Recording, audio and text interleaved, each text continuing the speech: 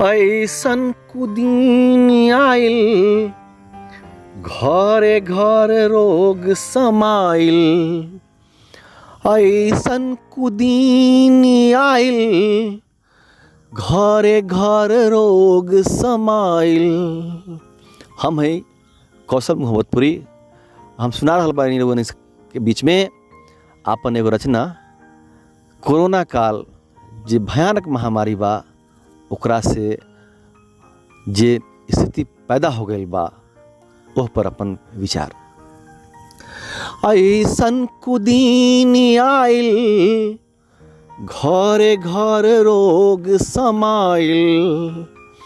ऐसन कुदीन आइल घरे घर रोग समाइल।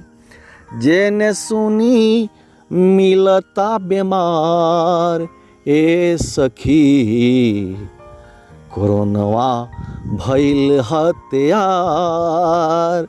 ए सखी कोरोनवा भइल हत्यार।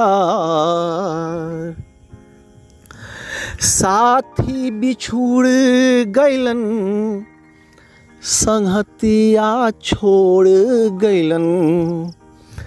साथी बिछुड़ गइलन संगतिया छोड़ गइलन।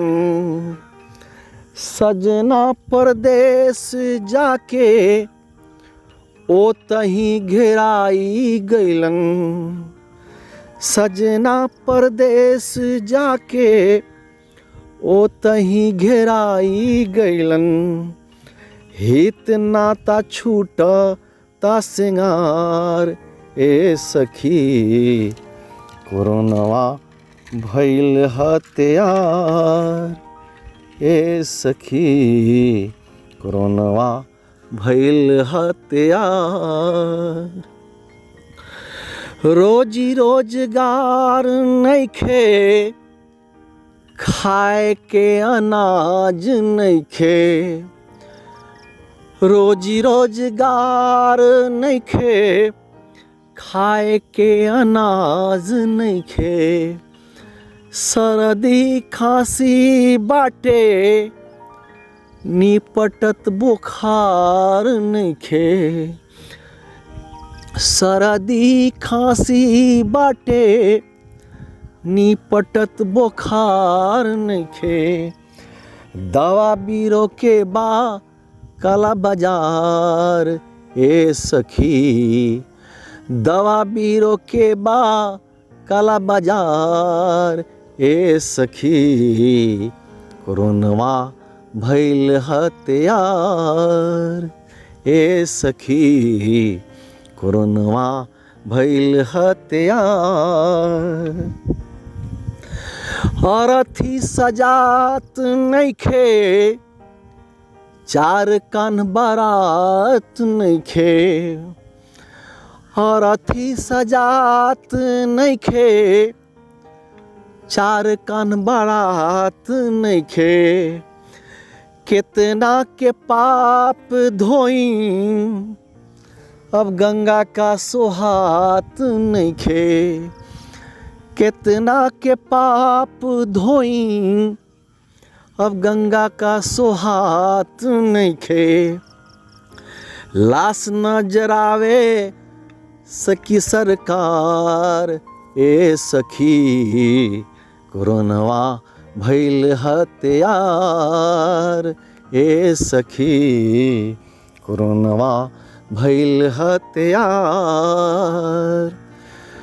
कोरोना महामारी बा एकरा से बचे के बा दूरी बना के रखी, मास्क पहनी आ टीकाकरण कराई।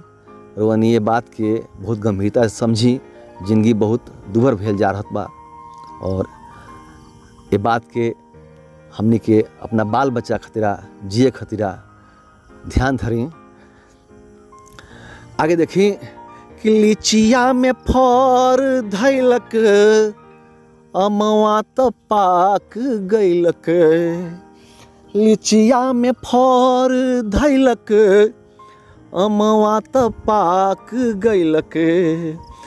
पपिहा पिया पिया कहे तो कोयली कुहू की गैलक, पपिहा पिया पिया कोहे, कोयली कुहू की गैलक, होई गैलन कौशल मती मार। ए सखी कोरोनवा भइल हत्यार, ए सखी कोरोनवा भइल हत्यार। तो अब रउआ सावधानी बरती। बहुत बहुत धन्यवाद।